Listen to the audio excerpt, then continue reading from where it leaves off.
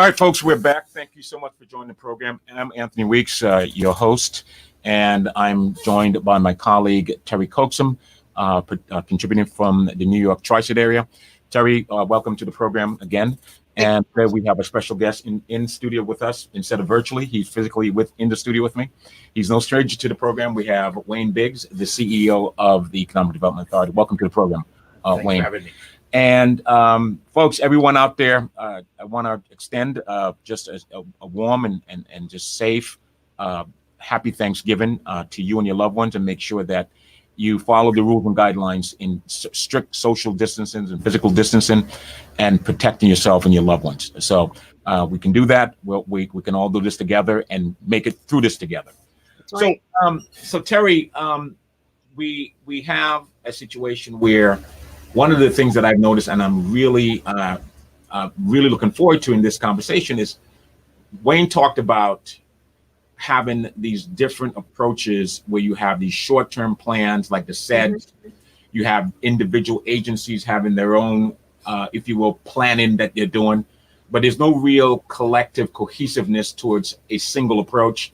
So it sounds as though that the 2040 is now going to say, this is all hands on deck, all inclusive. We're going to bring together all of the different agencies and stakeholders publicly and privately. That's right. And the reason why this is important, Wayne, is because when you don't have all hands on deck and everyone involved in the process, every time there's a turnover of a new administration, a new governor, a new legislative body, everybody comes in with their own agenda, and literally there's no succession, there's no continuation of what they started. And so if anyone who avails themselves to be in public office, the question is, okay, where does your agenda, what is your platform, how does your platform connect with the 2040 plan? This is what I'm hoping, this is what I'm thinking that this is going to take place. So the question I'm going to ask, let's talk a little bit who is involved and how does that process work, because people need to really understand that. Yeah. And Anthony, can we add one more thing to that? Who's involved? And then more importantly, how do you get involved? If there is a group out there that's listening in the audience that want to be a part of the 2040 plan and that have a significant, contribution, then we should also add, Wayne, as how do they get involved? How do they get involved in this process? Yeah. Okay, I'll start with the how do they get involved. That's probably the easier area. Really? There's a website created, www.usvi2040, usvi2040.com. And on that website, there's several things there. One is the resident surveys. And I say resident surveys because they're created by islands. So if you're in St. Thomas, you can go to the St. Thomas survey. Okay. If you're on St. John, you can go to the St. John survey. If you're on St. Croix, you can go to the so you segregated survey. So we've segregated because we realize that these islands are all have their own identity. Okay, right. That's good. That's right. important. So what we're looking at them is we're looking at them individually, but then how do we now tie them all into one economy? Yes. So that's the reason for the segregation.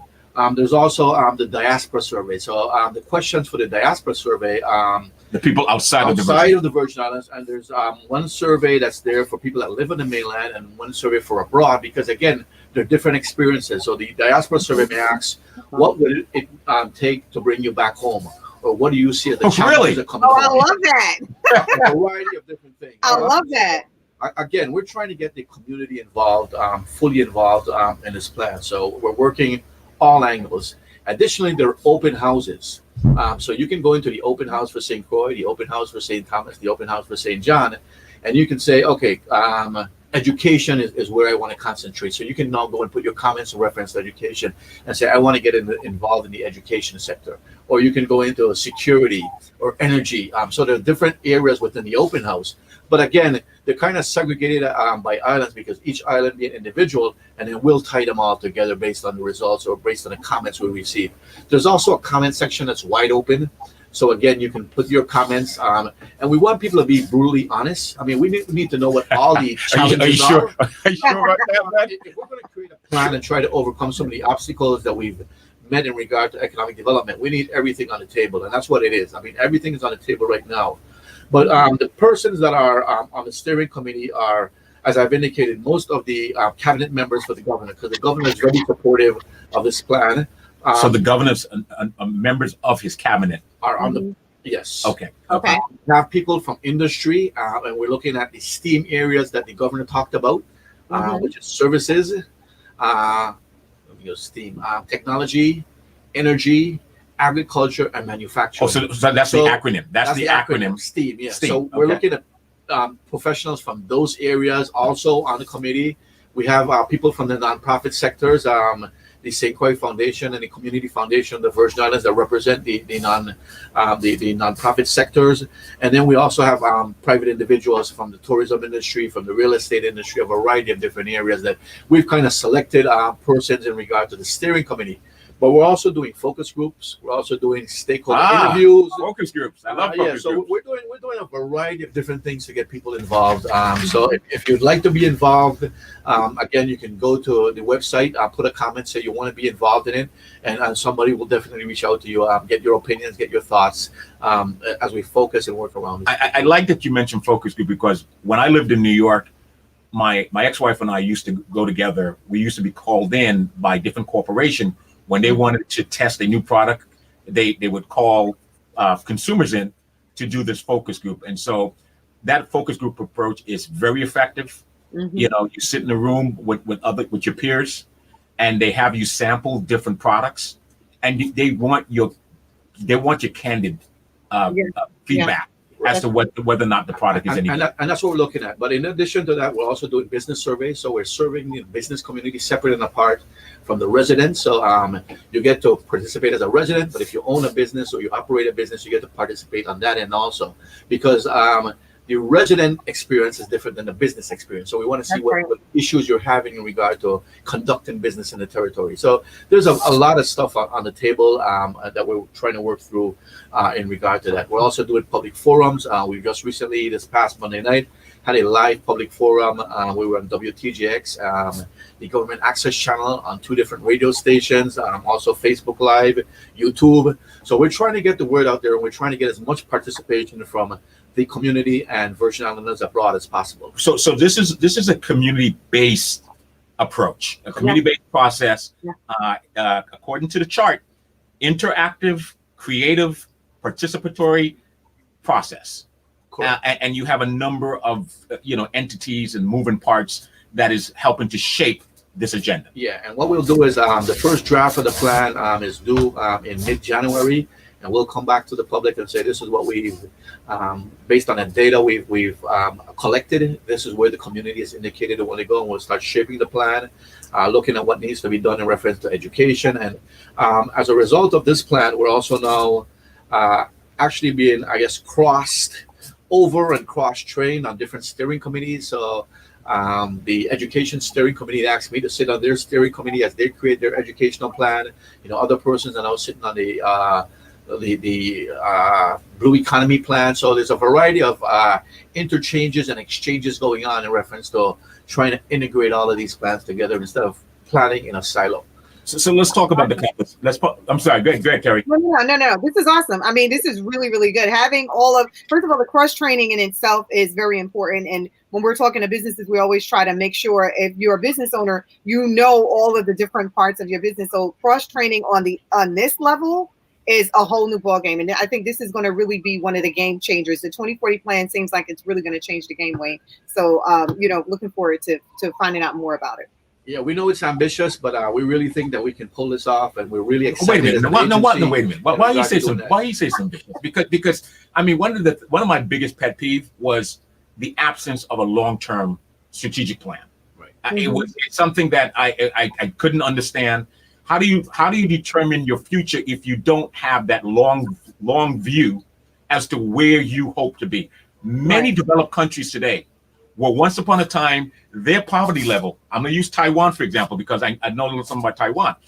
60 years ago, their poverty level was at the same rate of the Virgin Islands. Right. But they decided, the government, the private sector, and the citizens decided together they were going to all agree and move in one direction.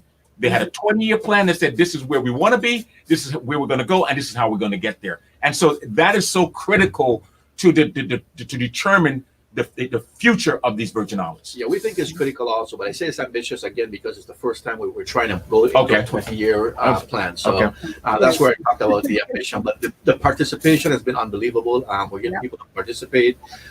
We did our show Monday night was for about an hour and a half. We probably could have gone on for 5 hours based on the feedback we were getting from the community. Nice. So there's a lot of community support, and I think people are really ready for a long-term vision, a long-term visionary plan. And this is, part one of the plan. The first part is this 20-year transformative economic vision, along with a target competitive industry analysis. So we're kind of combining that. But then we're also going to look at a global marketing campaign. How do we sell this plan to the world? Absolutely. We're looking into an equity capital formation plan. How do we bring more equity capital here to start businesses and to get businesses to grow? And then finally, we look at our energy sector analysis, and we'll work in regard to how do we get energy costs down, because energy costs is so far the number one issue that people are Achilles heels. Yeah, it's Achilles heels, economic growth here in the territory. So, but again, we want it to be community based for the same reasons you say. I mean, we're following, I guess, similar model to Taiwan, and I don't want to say we're following their model because we didn't have their model in front of us. Right. Again, we're trying to create that 20-year vision so we can move towards that. Now, we realize, one, that this plan is going to have to be what I term living or evergreen, in that as things change, technologies change, natural disasters, economic disasters, we're going to have to tweak this plan from time to time. But at least we'll have the basic framework that we can work towards. And I didn't do the justice. I did not do justice by the comparison I made. When you collectively decide this is where we are, this is where we want to go, it changes everything. It changes the entire dynamic. And now Taiwan today is one of the they're one of the wealthiest countries in the world. I mean, they're leaders in so many different industries, particularly technology. They're big in agriculture. It's something that they made up their mind that they're going to invest in. And if we are able to take a page, if you will, from those who are willing to work with us to provide us with the support and assistance, I believe we can get it done. Yeah, this pandemic has showed that we have to diversify this economy. We can't be reliant solely on tourism. We have been able, through the EDA, to attract investment here at a significant level, but we really need to continue to grow the economy, grow the Virgin Islands if we're going to be successful 20 years from now. So we're asking everybody to get involved. And when I say everybody, if you're 16, you can take the survey. If you're 80, you can take the survey. And any, in between, we'd like to see what's affecting you, what you see the issues to be, because again, this is a 20-year plan, and some of us may not be around at the 20 years, but it's going to be generational. Hopefully we can leave something for the future generations. What's the stop? Okay, so is this equivalent to an executive order?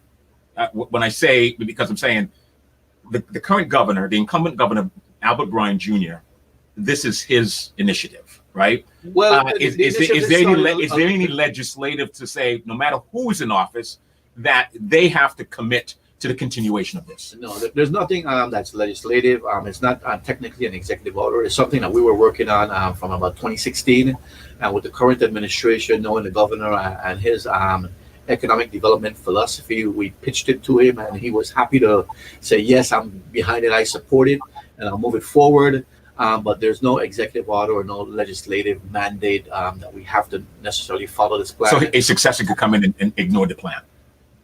Technically, yes, but again, if it's community based, we don't think anybody's going to do so, right? So what I'm thinking is it's better as the more I'm listening to you, Wayne, I think it's better that it's not a legislative plan, because the successor can come in and say, well, he did that, I don't want to do that anymore. If it's the Economic Development Authority community plan, or it's the Virgin Islands community plan, like you said, he's going to be more inclined, whoever the legislators are, to get on board with that plan, because the community has spoken, and the community are the people that are putting them in office in the first place. So I think it's very important that it's not a legislative, or especially for this type of plan, for a 20-year plan. I think it's really key that all hands are on deck and that everyone is involved, and everyone and the ways that they're impacted are being, drawn out into this plan, and ways and solutions to getting to the Virgin Islands to be one of the wealthiest territories that exists, period. You know, so Well, I think this is really good. I think this is the perfect segue to the other question.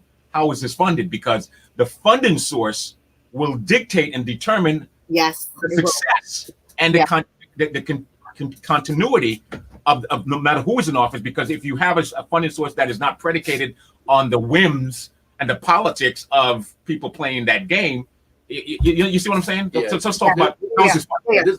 This plan is basically funded by a grant from the U.S. Economic Development Authority, The federal government. the federal government, and some matching funds from the Virgin Islands Housing Finance Authority through the Community Development Block Grant for Disaster Recovery. So, Awesome. it's all matched in regard to that. Again, so we're kind of using a comprehensive approach as to how do we get the federal government and the local government involved in creating this plan. So that's where it's funded at. It's not funded from any legislative allotment or appropriation.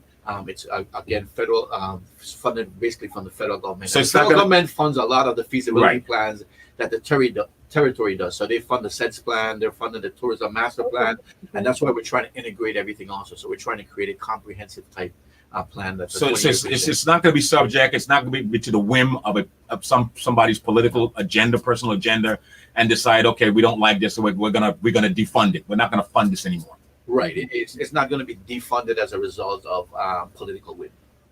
Gotcha. The question I have is, I love the SWOT approach. When you're looking at anything, you ask the strength, the weakness, the opportunities, and the threats. Okay. How much of a threat, a SWOT approach, are you incorporating into this initiative? Glad you asked that. I mean, we're looking at a reference to SWOT. I mean, that's really what our whole public presentation was Monday night. We looked at the what are our assets here? What are our strengths? You know. Then we looked at what do we think are going to be our challenges? What are the barriers in reference to economic development here? And then we looked at the opportunities. We have not done the threats, and we will publicly, but we will look at the threats as we develop the plan also. So we are using basically a SWOT analysis and looking at what assets do we have here, whether it be weather, our deep port channels, our 10,000-foot runway. I mean, there's a variety of different assets we can look at here in the territory. And we're looking to how do we maximize those assets and how do we grow on those assets? How do we create additional assets? But also, again, we're doing a deep dive on what are the challenges. You know, what not only necessarily physical barriers, but what are our policy barriers? What do we need to change policy-wise to attract investment and to grow businesses here in the territory? So as I indicated, everything is on the table right now. I was interviewed, Terry, by the consultant. I remember his first name, Dan. Don't remember his last name. Dan Stevens or Dan Gunderson, and probably Dan Gunderson. Right. And Terry, this interview was quite extensive. Okay. You know, this was important when he talked about really hearing and getting a personal interview with the stakeholders in the business community, right? To really get their input. And I mean, this was no fluff. This was real deep dive. And the kind of questions that I was asked and I responded to was so, for me, refreshing, because it says it wasn't just a surface approach. It wasn't superficial. It's like, I'm trying to really understand this and what is the task? What's in front of me? And so I want to be able to share that with you, Wayne, that it was a very productive interview that I had with your consultant, right? And so when I asked, could you share with the community, again, you have a consultant that you hired through an RFP process? Through an RFP process, we hired a consultant. The consultant that we hired is actually Camoin Associates. Camoin. But a division, Camoin 310 is the entity that's assisting us. So it's a division with the Camoin Associates that does strategic planning and economic development plans. So they're working very closely with us, and they have a team of economic developers, but also they have local marketing personnel here on the ground. So it's a team that's made up of local individuals, local businesses, and the Camoin Associates. So it's a very strong team, we think. And again, I'm glad to hear that you felt it was a deep dive, because that's what we want to do. And like I said, we're trying to get really to the root of some of the problems, and how do we correct these problems, and how do we move forward. And it's not going to be just a superficial type plan. It's really going to be a deep dive plan. It's going to be an honest development plan that we can all get behind. How realistic is your expectation for the Virgin Islanders that are living abroad? They left, they never came back. They went and they advanced their study, their higher education. They went out into the workplace, made a career for themselves, invested in the community on the mainland, started a family, and they've been there for quite some time.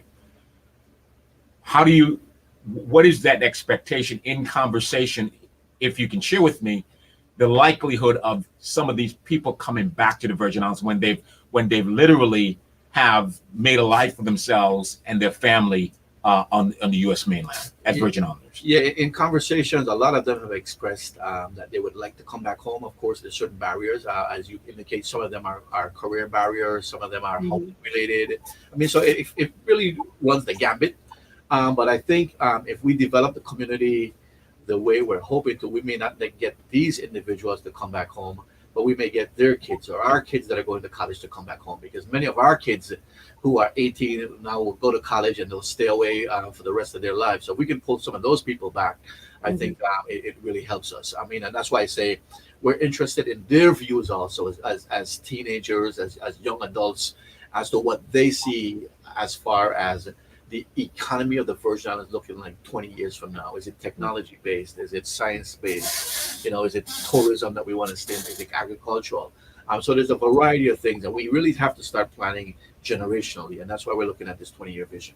Yeah, and I think that's really important. I know that retention, just keeping people once even once they're educated, right? They're going to the Virgin Island University, and then that talent they take with them. But Anthony alluded to it. It's the economy. We're looking at the economy, and I think this plan really needs to think about bringing, and not just attracting the ones that left, but what about new individuals too? Like attracting, persons that are ahead of their class right now, or in expanding in their field in the technology space, attracting them to the Virgin Islands to bring some of that talent, right? So we're not just. I think that this plan is going to do more than just get the generations to come back. I think you're going to even attract individuals that wouldn't necessarily think about the Virgin Islands to think about it, because of the marketing that you will do around the 2040 plan, right? So I think it's important for that also to be an option on the table when you're looking at the surveys, thinking about how to attract other talent to also come to the Virgin Islands, but not just come to the Virgin Islands, to contribute to the Virgin Islands economy as well. So I think that's going to be key. So bringing, I think, Wayne, and that's one of the other plans. I mean, and that's why I talk about the global marketing campaign. Is how do we attract investment? How do we attract people? How do we attract talent here to the territory? That's the operative word. How do you, the caliber of your workforce? That's right. That's right. Key. Why would I come back? Is there a workforce? Is there an environment that lends to the kind of diversity of industries? Right. If you're not offering that, people are like, well, there's nothing there for me. Right. And so it's an absolute, it is paramount. That's right. That you diversify your economy, because if you have a single source, which is tourism, and you have maybe one or two other ancillary, it doesn't lend to attracting anyone to want to come back home. Right. I mean, what we're trying to do as part of this plan is what I call developing quality of place. And I call it quality of place because I think quality of life, we can all have different definitions. It may be career for somebody, it may be family life for somebody else. But quality of place is, the educational system, the security, the infrastructure, economy. There's a variety of things. Your recreational items, your green spaces, your water. So quality of place is what we're trying to create with this plan. And how do we get the quality of place? All right. Well, we've unfortunately come to the end. Wow. You use this opportunity to. You did say the expectation this plan will be completed when? We're looking at January 15th for the first draft, and in mid-February we should have the final draft of the plan. Oh wow, that's interesting. Okay, that's good. That's a good That's timeline. great. Yeah, that's a quick turnaround. And again, remind people how they can get involved, please. Yeah, please go to www.usvi2040.com. And again, there's surveys there are open houses, and you can participate in the survey and the open house. So I don't think it's one or the other, but we need your participation. Your participation is key if we're going to develop this plan for all of our futures. Fantastic. Terry, any closing remarks before we let our good guest here go? I'm just excited about the plan, Wayne, and like I said, I'm going to be looking forward to seeing how it pans itself out, but also to be involved in it. I think it's important for those that love the Virgin Islands, those that want to contribute to the Virgin Islands, or going on to that website and being a part of the process, and also to contributing to it, so that we can make sure that it's going to be successful. So thank you so much for sharing that with us. And Anthony, as always, it's always a pleasure for us to come on and let our listening audience know about the great things that's happening in the Virgin Islands, that's happening in JumpStart in the marketplace. And so, to the listeners, the marketplace is the place to be. Come onto the marketplace. We're going to see all the things that are being featured on this show, so you can buy the widgets or you can be a part of the programming. So we enjoy that. So make sure that you're tuning in for more Jumpstart the Economy. Yeah, thank you for that, Pat. Terry, thank you for that, because we have Jumpstart U.S. Virgin Islands, just like we have Jumpstart Caribbean. We have, as you and I discussed, there's Jumpstart, and so again, that platform. Please let us know how we can position and align and offer that as an asset in this process, because again, we created it in order to be able to help address those fundamental things that you talk about in this process. Excellent. We'll reach out to you offline and definitely discuss that. Fantastic. Thank you, Wayne. Thank you for having me. Yeah, Appreciate it. Thank you for being part of the program, and this is to be continued. Definitely. All right, folks. All right, so have a happy Thanksgiving, Wayne. Happy Thanksgiving. Yeah, happy Thanksgiving to family. well. Be safe throughout Thanksgiving, and hopefully we'll get through this pandemic shortly. You're fantastic. Okay, good. Coming up next is our colleague, Jessica Kyler. She is the host, executive producer of the Caribbean Food Network, and she is the host for Tasters. And she has a guest today. The guest and the company, the business she's featuring, I believe, is called the Cookie Monster Kitchen. It's an in-home bakery. And so I know that Terry, you're going to, I believe, contribute with her. You're part of it today. And so let's bring her in and introduce that segment, and we'll be right back with Jessica and her guest. All right.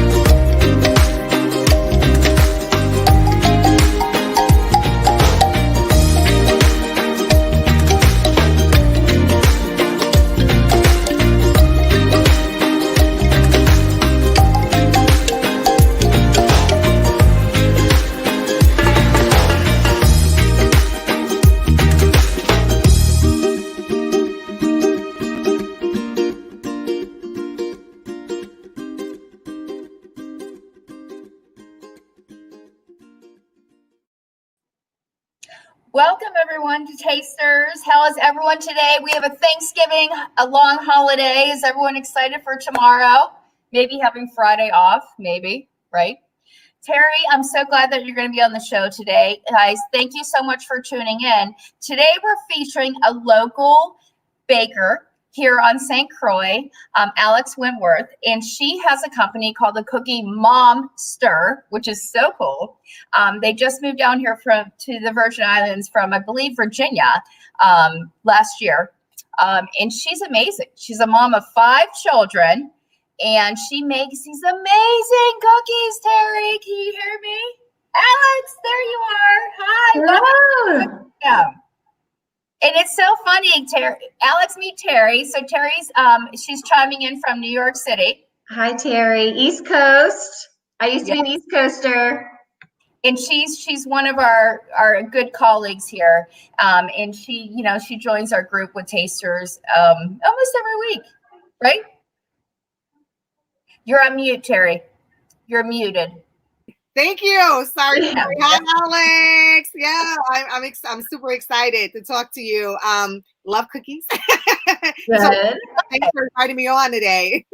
Absolutely. So, Alex, tell us about your company and how you got started and how you moved down to the Virgin Islands. Because I mean, you've been down here to St. Croix for about a year now, right? Almost a year. It'll be a year the first week in January. Okay.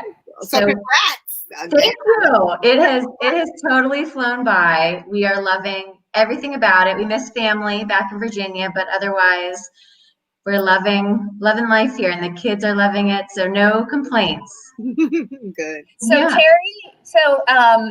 Terry, so Alex, you have 5 children? I have 5, and I have to tell you, as I was muted in the backstage, I'm yelling at them because they're all home this week for Thanksgiving break. And you'll probably see some in the background here, but I'm screaming like, "Be quiet!" Like, I'm going to start. That's life. We're gonna have a little more of that going on. So yeah, we understand. They can totally. Yeah, we're just. This one right there. But yeah, so that's why I'm the cookie momster. So 5 kids. The oldest is 9, down to age 2. Oh wow! Bless you. Bless you. Yeah. So that's actually how I started. When my oldest was turning 2, we were just doing, a birthday party, and I wanted to do favors, and I got on Pinterest. Pinterest, I feel like, was just kind of exploding, 8 or 9 years ago, and so I'm on Pinterest looking for party favors because I didn't want to do all of the goodie bags, with the junk stuff. Yeah, they're traditional ones. So I found cookies, and I reached out to a baker, and she was like, "Oh no, I'm totally booked for the next month." Oh my gosh, what am I gonna do? So I just tried it myself, and it was a fail, but I liked doing it. And then we kept having more kids and more opportunities to make cookies for favors, for birthdays or baptisms or just any holidays. And I finally started to get the hang of it after about a year. And I posted a picture on Instagram, and my friend texted me saying, "My sister's having a bridal shower, in a month. Could you make favors?" I was like, "Oh my goodness, sure, why not?" And it just kind of spread from there, word of mouth. She posted a picture, and then people start texting me, how about birthday, or I have a wedding coming up, and things like that. So it was honestly mostly word of mouth and social media that has spread the word, which is amazing. Yeah. And that's how it works these days, Word of mouth is still king. Word of mouth is still king. Yeah. Right. I do a cookie decorating party every year for my kids here on St. Croix. And it'll obviously be adjusted this year because of the pandemic. But, me baking off dozens and dozens of cookies, I don't have the proper recipe like you do, Alex, but I try my best, but it's a process. Yeah, it is. It's labor intensive, and that's why custom sugar cookies are more expensive than what you're going to find, in the grocery store. They do it takes a lot of time, and even a lot of people don't realize, just making the cookies and icing is one thing, but packaging, that takes time, to package them nicely. Just all the communication with the customer about getting their design exactly right and getting the colors right. There's so much that goes into, it's a custom cookie business, and I totally get it's not for everybody. I get plenty of inquiries, and it's, maybe not in their budget, which I understand. I'm on a budget for certain things too. So, but I try to, cater to everybody. I can offer smaller cookies or less intricate details to try to work with everybody, because they are a really special touch, and personalization for just events and celebrations in life. Yeah, her cookies are amazing. So I just want to showcase some things. So I had these. Tell us where these came from. So those are logo cookies for a new brand down here, Shop Southern Saint. And so they were having a launch party at a surf shop and asked if I would make logo cookies. So, you got 2. Look at you. So Terry, do you know what animal this is? No. What is it? Hold on, I'm trying to figure. Find that camera. No. Think Caribbean. That's a mongoose. That's a mongoose. There you go. Wow. Jessica, I couldn't resist. I'm sorry. He couldn't resist. He had to jump in. But how cool are these? Those are Yeah. logo cookies. So our friends had a launch party. So now Jessica, because we had another for your wine and your meals. So now we have to add the cookies to it. We have a virtual event, right? There you go. A virtual event, and so we're gonna have to have the cookies. I'm gonna have to have some shipped. Now you do ship to the U.S., right? I don't usually. For you, I will. I don't usually, because remember, I've got 5 kids here, so going to the post office is a process here. Yes, I do know. So to be far in advance, right, Jessica? We'll make sure it's in advance, and then we'll get the cookies here so we can actually show off while we're doing our pairing. So this is awesome. Oh my God, those are beautiful. Aren't they? Wow, I love it. I love it. Those are beautiful. Thank you. Yeah, those are really good. That's a special touch too, right? I'm definitely gonna have to revisit this whole thing. The birthday party. So I have custody of my 2-year-old great nephew. Love Elmo. Elmo. Everything Elmo. I can see Elmo cookies. I know. Well, she can do anything though. That's the thing about Alex. We're looking at Elmo. We got it. Right. Alex is amazing because she does like these cookie decorating kits. And we did one for was Alex? It was Easter, correct? Mm-hmm. Yeah. Okay. Yeah. So that was kind of everyone's having to evolve with COVID and add new things to their business, and so many I'm trying to block that one over there. So many events got canceled, or bigger events that that normally maybe you'd invite 30 or 40 people to a party. It got cut back to 10, or kids weren't really having birthday parties, and it was just kind of sad. So these decorating kits are something that where I think the first one I did was maybe Easter, and then I did a bunch throughout the summer just as activities. And basically it's what I would do, but I let them do it. So you get blank cookies, and I give them the icing, and I give them sprinkles, and then they get to go and basically make their own cookies. Yeah. And it's a fun activity. Adults like it just as much as kids do. So I know, Jessica's got. I would never think about a cookie decorating kit. Oh my God, that's awesome. Yeah, wow, that's really awesome. And we're looking, like you said, we're looking for things to do. People are having, art parties where they're creating, something. This is great to have that, especially for the kids. Like, you got to keep them busy for a while. Yes. Yeah. Well, we just need to get them off their screens. Right. And they get to eat it at the end. So how good is that? They get rewarded for their work. Hard work. Right. That's awesome. Yeah, we need to get them off the screens, and it's artistic work. Yeah. Because our kids, down here, Alex says, they're sailing, they're surfing, we're at the beaches. They're in the water a lot, and then when they come home, it's like, let's do a project. So Alex came up with this awesome kit. So anyway, I'm going to show you some. So I got these for Easter last year, and then I got them for Thanksgiving this year. And it's nice because I bought a couple of extra kits, and I give them to my neighbors because they're retired. Right. And they love them. So they're cooking. Wow, the actual thing. Okay. With the icing. I love it. This is also a good idea for seniors, because the seniors are in more now. So having this kit for them to kind of decorate, and they can do it virtually. Oh, I love it. Oh, this is really great. So yeah, it's a good idea. And it gets them, using their hands, and so it's a good activity. Oh, you get more than one shape. She has directions. Hey, rock and roll, will you grab the cookies out of the fridge that you decorated? So they usually have a theme. So for Thanksgiving, I did turkey. I gave turkeys, leaves, and pumpkins. So just sticking to the theme of the. Awesome idea. So our kids, we decorated them, and we gave them to the neighbors. And the neighbors, you know, they're retired, so we gave a cake each. And then I had a couple friends over, a couple of my 10-year-old friends over, and they did kids as well, because it's just something fun to do. Because we're in small groups. I mean, we can't be more than like 6 to 8 people. That's right. That's Yeah. right. So, Alex, like, what do you think, like, moving forward? Like, what do you think do you think that the business is going to move forward in, like, major production, or do you think you're going to go to a different avenue, or like, what do you I mean, I can barely handle what's going on in my zoo house right now. You see them like crawling all over the place.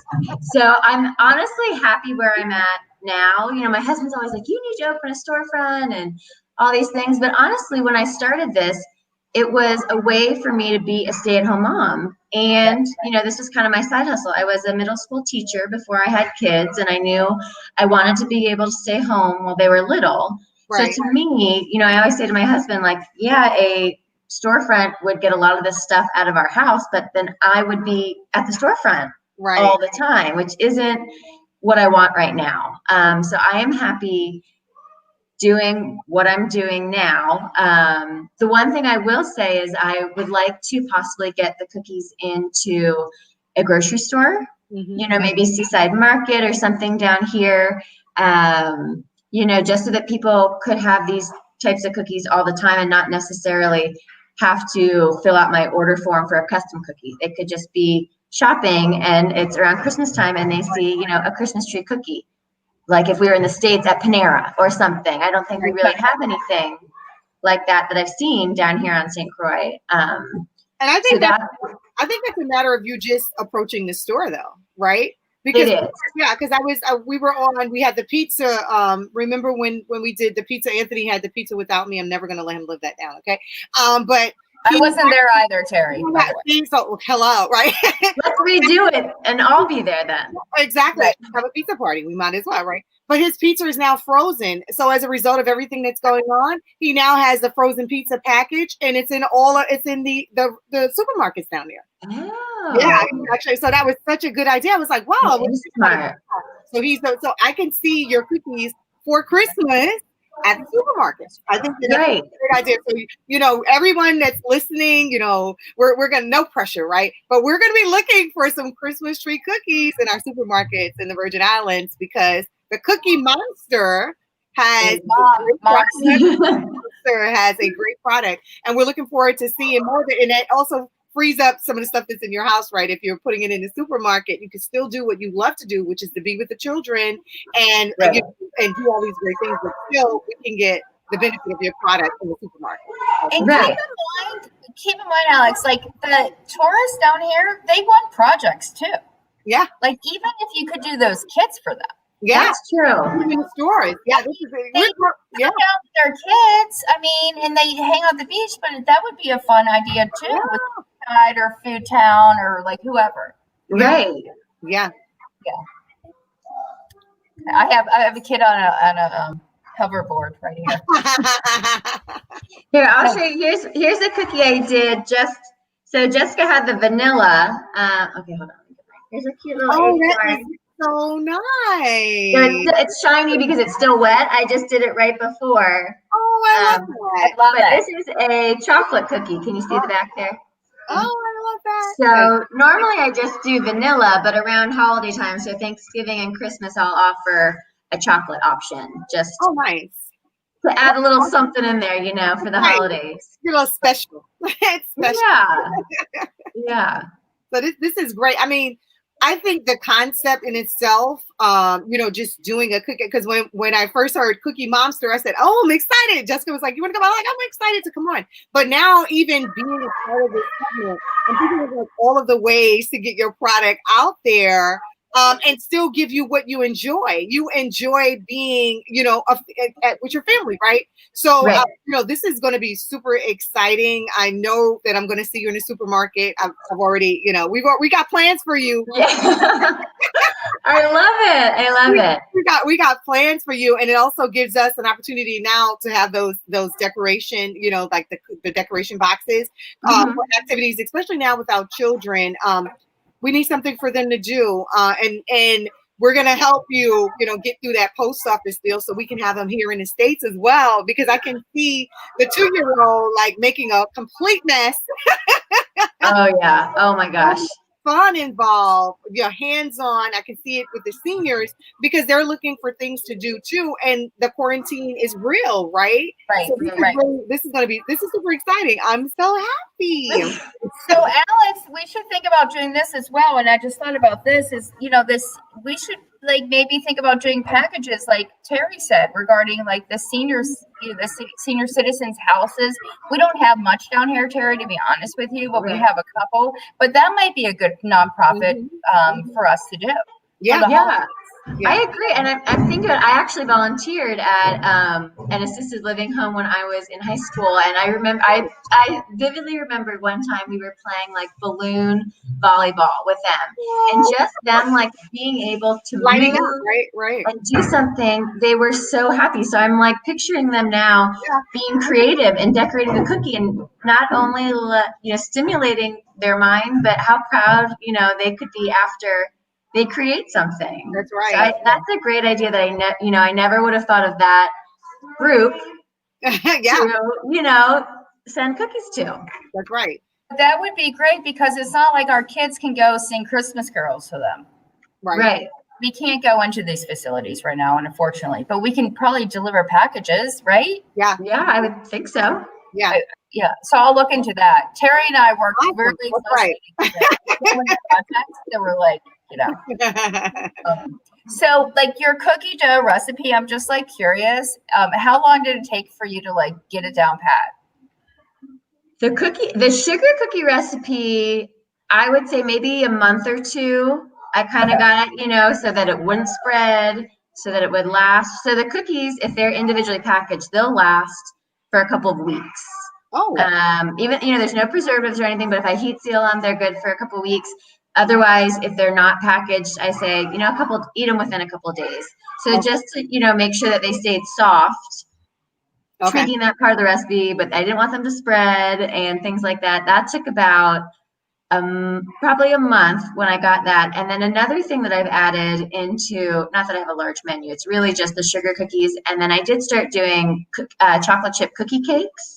So I don't know if you've seen those, like at a grocery store, like a 9-inch cookie cake with buttercream around.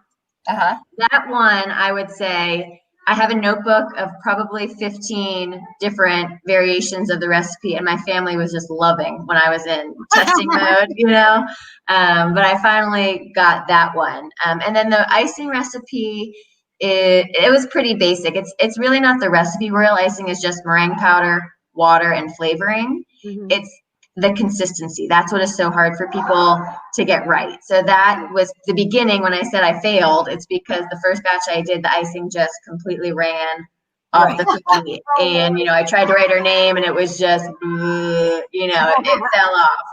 So that's the failure at the beginning part. But, after a couple months, I started to get the hang of the consistency. And then within a year, I did feel comfortable. I was a little nervous with that first order request. I felt comfortable selling this product. And now when I look back at pictures of my first couple sets, I am like in horror that I actually sold those, because now it's been 5 years and I feel like I've really, improved my craft, and I've gone to conferences. My husband laughs that I actually went to a cookie conference and stayed overnight in a hotel. I didn't even know they had a cookie conference. I know. Who would think that? But it was about 4. But it makes sense. Yeah, it was. I flew to, when we were living in Virginia, I flew to Indianapolis and stayed for 3 nights. And my husband is like checking online, is there really a cookie conference in Indianapolis? Like I had never left him with all of the kids before. We'd gone on vacations together, but 5, yeah. And I just kind of felt like I'm at the point where this is no longer a hobby. Right. This is a business. Right. So I need to invest in myself and to classes and things like that. So yes, there are cookie conferences and crazy cookie ladies out there. First of all, I think this is really important for the listeners, your testimony, right? Because you're talking about a lot of great nuggets as it relates to being a business owner, whether it's a cookie business or it's some other sort of business. You talked about your tenacity and your persistence to get it right, right? In the beginning, you know, you failed, but you kept going, right? Another thing is investing in your business. I tell businesses all the time, you have to invest in your business. You can't just run a business and not invest back into it if you want it to continue to be successful. So all of these are like really cool nuggets that you're sharing through your testimony and your experience for our listeners to understand. Look, you want to be successful, you have to keep at it, right? You want to be successful, you have to invest in your business. You want to be successful, you have to test your product, right? So one of the things that a lot of people get stuck doing is they start out with something, a cookie business or whatever, and then they don't perfect it to the point that you have. Like you're saying, I look back at pictures and I'm like, oh, and now you look at it, you're like, okay, I've mastered this. But this is something for all of the listeners to understand. You have to do these things if you want your business to take off and to really be successful, and also to produce the product that you can stand by, right? So when you look at your cookies, you're like, yeah, I did that, right? You know, you want people to have that feeling, oh, it tastes good, but it also looks good too. So that's really good. These are good nuggets that you're sharing. So thank you so much for that. Oh, you're welcome. And then keep in mind, like, you know, Alex, you know, when I was doing food and wine, you know, we did food and wine for 15 years. You know, we had so many different events for food and wine. And Alex was going to come on board for Wine in the Warehouse because that's like our high-end, you know, tier wine event. And then we have some food stations. So she was going to do some gourmet cookies, which would be great. And I was going to have like a coffee bar next to her. But unfortunately, with the pandemic, that got canceled. But she was gung-ho. And I was like, this is your clientele. Like, these are the people that will buy your cookies. That's right. You know? But it's like, how much time does she have to bake these cookies? But I always joke, I'm a nap time baker. So I do, the 2-year-old, the 4 are usually in school during the day. So the 2-year-old still takes a good 2.5 hour nap. So I am cranking out the cookies then. I love and then they go to bed early at like 7. And that's when I'm like a decorating machine. Yeah. Yeah. And that's the same thing here. I love those. Like from the 12 to 2 every day, 7 days a week, that's nap time. It goes down at 8:30 in the bed, and then you're back at it again. So yeah. So Alex, she's not watching Netflix. No. She said she's doing her I'm not. And every night my husband looks at me and he's like, do you have cookies tonight? I'm like, yeah, I have cookies every night. Just go watch whatever show you want to watch, babe. Right. You know, well, it's so funny because all my friends are on Netflix, okay, and I'm not, because Alice, I'm with you. Like, I don't have time. Like, I will later on in life, right? But like right now, I'm just not there. Like, I'm like doing spreadsheets. I'm like doing business stuff. You know, unfortunately, I'm not baking, but I'm like, you know, whatever. And they're like, oh, did you get the latest one on Netflix? And I was like, when do you guys stop? You know, and like they all converse with each other, like, you know, how to get away with murder and everything. Oh my God. But like, Alex, you're with me. Like, I know. We'll just hang out more and talk spreadsheets. Right. This is a true thing. Netflix parties are a true thing, a virtual Netflix party. So I'm a part of a sorority, and we literally will pick a movie, you know, one day a month. We'll pick a movie. We'll all watch the same movie at the same time, and we're texting back and forth. We got our chat going on about the movie, and we're having our popcorn or having our wine, and like literally talking through the whole movie as if we're around, you know, in the same room. So this is a real thing, right? I get it. I'm just not there. Trust me, there's some days that I can't be there. We have the kids, you know. So the other thing that's important, right? That you mentioned, your target market. Knowing your target market is so important, right? So some people are just not going to buy your cookie. I don't care how you market. they're just not going to buy your cookie. But understanding that target market and going after that target market is very key as well. And that's another nugget that she added, you know, to the conversation. So understanding your target market is important for business. Yes, and that was hard for me at the beginning. I hate saying no to anything, but I've kind of learned that, okay, they're not my ideal client. I don't need to, not that I was begging them, but I was just trying to make it work so badly.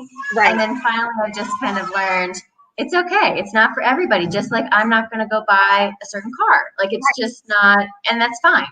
You know, no hard feelings. You know, my feelings don't get hurt anymore when someone doesn't respond to an email or says, let me check with my husband, which is code for I'm not buying those cookies. They're too expensive. Well, it's like if it's not in their real well, it's not in their real well. And they just have to go to another one. I mean, I've been there, done that. I mean, it's part of life. Right, exactly. You know, it's important for our audience to understand that, right? You're going to have your widget, you're going to have your service, and there's some people that will be willing to pay for that widget and service, and those are your customers. And the ones that are not willing for it, they're not your customers. So understanding that is important because it'll save you a lot of heartache and headache trying to negotiate to someone, you know, that is just isn't going to buy from you. For me, I'm a consultant. I was trying to be a consultant to everybody, and so I would spend all this time on a proposal, and then I put it in. And the person just couldn't afford the service. And that was just a lot of my time that was spent. But you have to throw those things up front. So this is really key. Thank you. Yes. And she has her rate sheet. So people know at this point, right, Alex? I do, yeah. And that was another thing that I kind of learned along the way because I would be talking with a client and we'd get through all these details and then they would see the price at the end. So now when they fill out just an inquiry form, they're not ordering right away because we still do need to discuss details since they are custom cookies. But when they first see my inquiry, I mean, it says what a base price would start at. So they know what the minimum price, and that is before they even put their name in. They can see that. So then they're not wasting their time and they're not wasting my time. If they see that number at the very beginning and realize these aren't for me. So that's really important. That's important. And that's what we do with food and wine. It's like, this is the base price for this event. Right. You know, and for vendors, like this is what the stipend you get. You know, we give you this amount of stipend. If you can do it, you can do it. If you can't, you can't, you know, but it's also exposing yourself to a clientele base that normally you wouldn't really see on Facebook or I don't know. I mean, it's all different. But like on Facebook or Instagram, you know, because St. Croix, like a lot of our, Alex can probably agree with this. Like some of the people that come to our wine events aren't on Instagram and they aren't on Facebook. And even Alex said to me today, she's like, "Are you on Instagram?" I was like, "No." So Alex told Tony, "I go, we got to be on Instagram." I was like, "We haven't done that yet." I was like, you know. It's funny. I think it's just different areas. So in Virginia, Instagram was such a big thing. And on my order form, I do ask, where did you hear about me? And, you know, it was either, there's a bunch of choices, but I've had your cookies at an event, Facebook, Google, Instagram. And I started seeing so many were Instagram. And so I was really pushing to get my Instagram bigger and making sure I always put the geo hashtags. And so people would find me that way by searching Northern Virginia or Nova Bakery, things like that on Instagram. So I worked so hard, and then I moved down here and I feel like nobody's on Instagram. Everybody's back to Facebook. And now I'm like, oh my gosh, I got to go back to Facebook. And it's just different areas. I feel like, you know, use certain platforms. They absolutely, and they do, Alex. You're totally right. You're totally right. But I'm glad that you gave me the Instagram push because my daughter has my Instagram account, and she, So I was like, Tyler, I'm on Instagram. I was like, you know, but anyway, thank you so much. Talk to the audience, Alex. Thank you for having me. How we can reach you, what we can do to help boost your business. Get on Instagram and follow me on Instagram. I'm the Cookie Momster Kitchen. So that's, you know, and Instagram, I post every picture of every set that I do. I do these little video tutorials that are sped up that show how I decorate a cookie that are really fun and people seem to really enjoy. Those do get sent to Facebook as well. But like I said at the very beginning, those are really the two ways that I've been able to grow is social media, Instagram and Facebook. So check me out there. And then hopefully on St. Croix, I'll get some cookies into some retail shops or grocery stores so that you can get them whenever you want and not need to put in a custom order. Yeah. Awesome. Especially because Christmas is around the corner. That's right. Yes. Thank you so much, Alex. You rock, girl. I hope this All right. Talk to you later. Thank you so much. Thank you so much for joining us. Until next week on Tasters, we'll see you next week. Everyone enjoy their holiday season. Thanksgiving is tomorrow. I'm sure everyone's going to have turkeys in the oven. And what else do you have to say? Cookies. I try to bring my kids in sometimes. But thank you, everyone. Thank you. And Anthony, thank you for having us on the program again. Everyone, have a good holiday season. And